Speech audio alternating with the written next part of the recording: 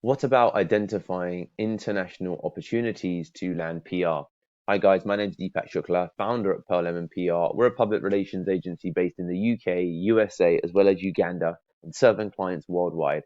And here today, in day number 36 of 39 days of public relations training, we're here to talk about ultimately international PR opportunities. But before we get into it, feel free to click the link in the description below to get access to 11 additional strategies that are not shared in this training. So, yeah, I don't think a lot of people always think necessarily internationally and what opportunities there are. So, especially when you've got some kind of footprint in a country. So, let's just give an example. Let's say that I want to gain Italian press, and then let's say I want to gain, as an example, French press. Okay, let's say it's those two countries, and we'll walk through those use cases. Let's say my footprints are a combination of maybe part of my team are Italian or live there. So then I've got the same thing.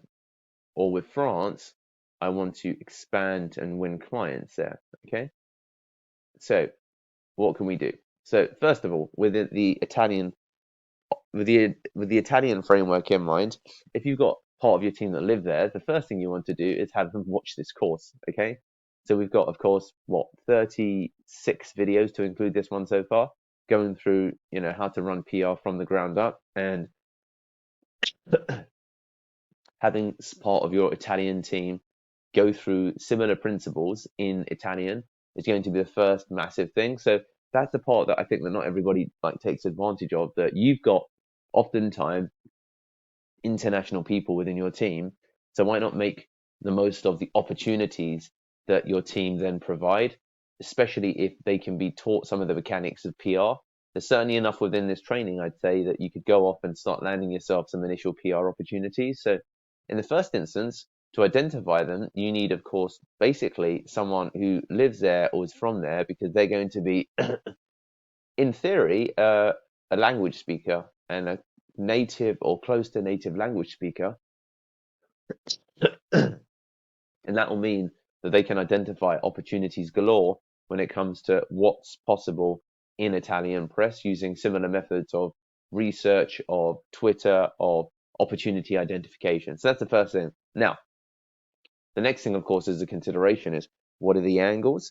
So again, the angles are looking at that person, branding them as an expert, putting together an expert bio, or they do it on your behalf. If they're doing it really for example, yourself as an influencer or the company, then it's a case of just translating all of those opportunities in Italian, but also you would massively benefit from having some kind of Italian footprint. Okay, so someone living there, some kind of satellite office there or something. That's going to really help, especially if you want to penetrate, the Italian market. So there's some insights into Italy.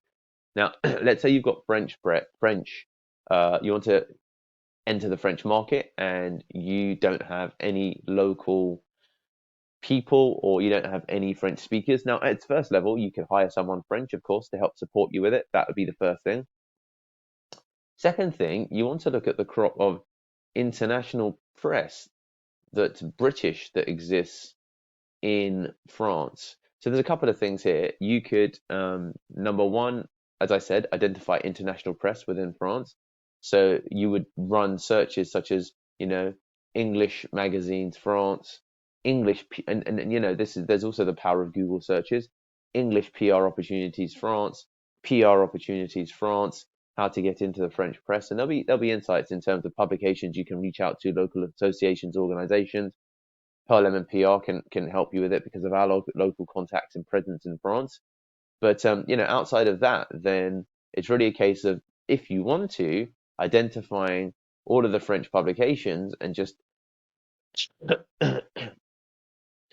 using a combination of Google Translate, and then sending them messages with English to French translations. I mean, a lot of people don't even make these attempts, and you will find some French journos who are powerful, who do speak English, who are really impressed with your approach, and they'll end up writing something about you or forming a relationship.